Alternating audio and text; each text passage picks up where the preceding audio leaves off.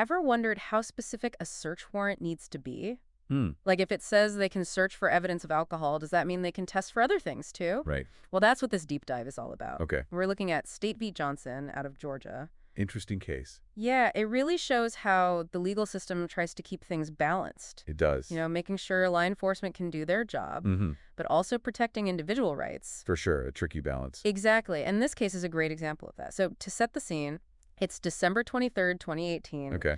Shatavia Johnson is in a car accident. Uh-huh. Sadly, her passenger, Krista Leaf, dies. Oh, wow. The police think Johnson might have been driving under the influence. Okay. So they get a warrant to test her blood. Mm-hmm. But here's the thing. Yeah. The warrant and all the documents with it, they only talk about alcohol. Really? No mention of any other substance at all. Huh. So that specific wording, that's going to be important, right? You're picking up what I'm putting down. Yeah, I mean, the Fourth Amendment's pretty clear. Warrants have to be really specific. Yeah. It's not enough to just have a hunch. The warrant has to say exactly what they're looking for. So it's not just a free-for-all once the police have a warrant in hand. Absolutely not. It's this thing called the particularity requirement. Okay. It's all about protecting your rights. I see. Imagine if they could just search your house for anything, Yeah. anytime, with just a general warrant. Yikes. That's why we have that Fourth Amendment, to keep searches reasonable. Right, right. So back to Shatavia Johnson. What happened when they tested her blood? Well, get this. The test showed she had marijuana in her system. Oh, so I bet that's where those specifics in the warrant really matter. You bet. At first, the trial court said the marijuana evidence was fine. They said once the blood's drawn, there's no privacy expectation anymore. Okay. But then, the Court of Appeals in Georgia, they overturned that. Yeah, they pointed to a case from the year before, State v. De La Paz. Ah, so De La Paz must be a pretty important case. It set a precedent, yeah. What was the precedent? Basically, just because you have a warrant to test for one thing, it doesn't mean you can test for everything else. Okay. Think of it like borrowing a book. Yeah. Just because a friend lets you borrow one book doesn't mean you can take the whole bookshelf. Right, I get it. Scope is important. So how did the appeals court use that in Johnson's case? They saw it as a very similar situation. The warrant in Johnson's case was only for alcohol. Just like De La Paz. Exactly. No mention of drugs whatsoever. So they said, nope, that marijuana evidence, that's got to be thrown out. That makes sense. But I'm sure some people would wonder, why not just get a warrant for drug testing too? Oh, absolutely. Especially in a case with a fatality. Yeah. It's tough because DUI investigations, they happen fast. Uh-huh. The officers don't always know what substances are involved right away. Right. But the De La Paz case, it recognized that challenge. Yeah.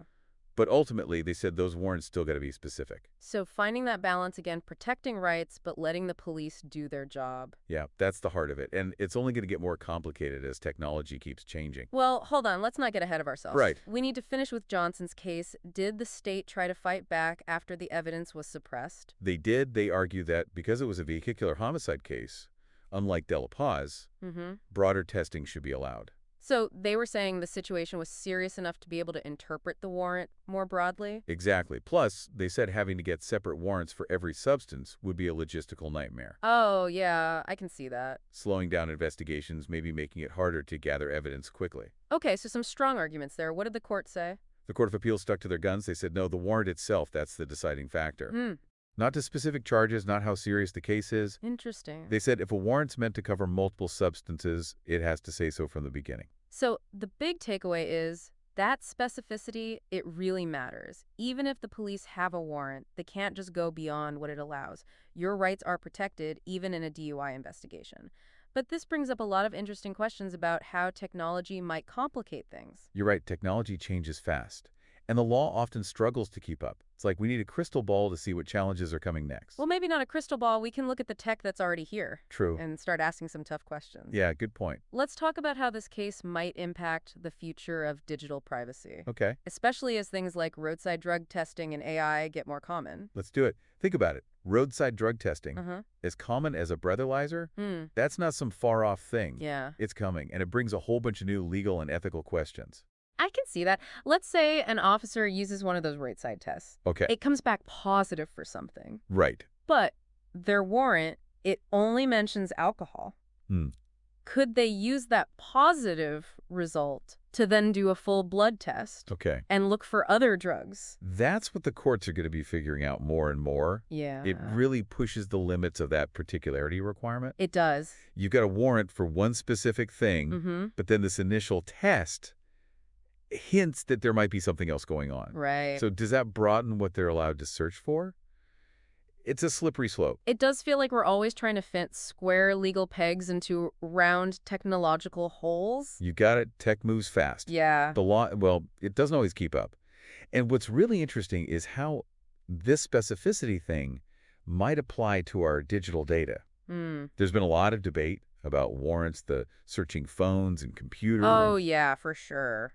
Those things hold so much personal information. Like our whole lives are in those little It rectangles. is, And the legal implications are huge. they are. So imagine this. Okay. A warrant says they can search certain emails. Mm-hmm. Does that mean they can look at all your photos, your browsing history, Yeah. maybe even your health data from a fitness tracker? Where's the line? That's a lot to think about. The amount of data we create every day is mind-blowing. It is. And to think it could all be accessible with a warrant, it's a bit unsettling. I understand that. This case, it might have started with a blood test. Right. But it really opens up a whole discussion about digital privacy. It does. We have to have these conversations now. Absolutely. While the technology is still developing, That's right. we need those legal boundaries to be clear before things get too blurry. I agree. And cases like Johnson's, Yeah, they remind us that these legal details, they have a real impact on our lives. they do. It's easy to get caught up in the specifics, Mm-hmm. but this is about real people. It is. Their lives are affected by these decisions. Sure. We can't forget that Shatabula Johnson, she was facing serious charges. Right. Particular homicide. Yeah. Even with the suppressed evidence, what happened that night, it had real consequences. You're right. It's a serious reminder about the impact of driving under the influence. It is, of any substance. Yeah, absolutely. And how those choices can affect people and communities. They do. This isn't just about abstract legal ideas. Yep. It's about responsibility, accountability, real-world impact. I think one of the big takeaways for our listeners Yeah. is that the particularity requirement, it's not just some legal technicality. Right. It's there to protect our rights. It is. It means the police can't just go on a fishing expedition, Okay.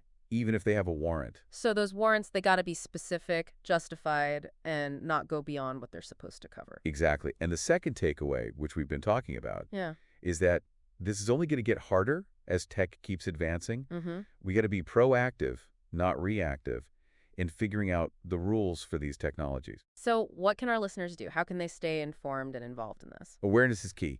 Pay attention to cases like Johnson's. Mm-hmm. Read about the legal arguments from both sides. Understand how these decisions get made. Okay. And keep learning about new tech and how it might affect your rights. Be an informed citizen, not just someone who uses technology without thinking about it. You got it. Don't be afraid to ask questions, challenge assumptions, have thoughtful conversations. Yeah. Future of privacy, of our rights. It depends on people being informed and involved. So as we wrap up this part of our deep dive, Yeah. what's one last thought-provoking question you'd leave our listeners with? Let me see. Okay, here's one. As AI and machine learning get more advanced, Mm-hmm. how's that going to affect the particularity requirement in the digital world? Okay. Can AI be specific enough in its searches to satisfy the Fourth Amendment? Or do we need a whole new way of thinking about search and seizure in the age of AI? It really makes you think, Yeah. about where all this is headed. It does. With digital privacy and the law? And it's not just AI we need to be thinking about. Right. What about all that biometric data, Mm-hmm. facial recognition, DNA analysis, Uh-huh. that particularity requirement? Yeah.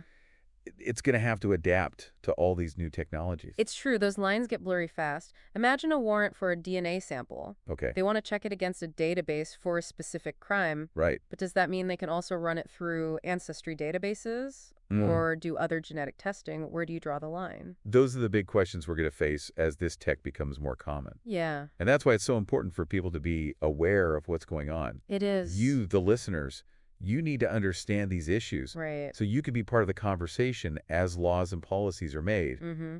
This affects all of us. It really does feel like we're all taking this crash course on digital rights and the Fourth It Amendment. does, doesn't it? But the curriculum's constantly changing. It is. It's evolving in real time. How do we even keep up? By staying informed, asking questions, Okay. challenging assumptions, Right. we need to be actively shaping the future of tech, not just passively using it. Absolutely. And this isn't just about the law. Is it Yep. there are bigger ethical questions here too? Exactly. Just because something's legal doesn't mean it's the right thing to do. It doesn't. We have to think about the implications of these technologies on a deeper level. It makes you wonder about our reasonable expectation of privacy in this world where everything's changing so fast. Right. When we signed up for that app or gave a DNA sample, what were we really agreeing to? Good question. How can we protect our privacy when technology is advancing so quickly? It's a tough balancing act, and the scales keep shifting. They do. So, as we wrap up this deep dive into blood search warrants, the particularity requirement, and the future of privacy, what's the one big thing you want our listeners to take away from all this? I want them to feel empowered. Okay. Knowledge is power. It's Understanding your rights, that's the first step to protecting them. right. Don't just use technology blindly. Be a part of shaping its future. Yeah. Ask questions, stay informed, make your voice heard. Well said. And listeners, remember, this deep dive, it's just the beginning. That's right. Keep exploring these ideas, keep learning, keep thinking critically. Hmm. That's what makes for informed citizens. It does. Who knows, maybe one of you listening will be the one to come up with the next big legal argument, Yeah, the one that helps define our digital rights in the years to come. that's a great thought. It is. Until next time, happy diving.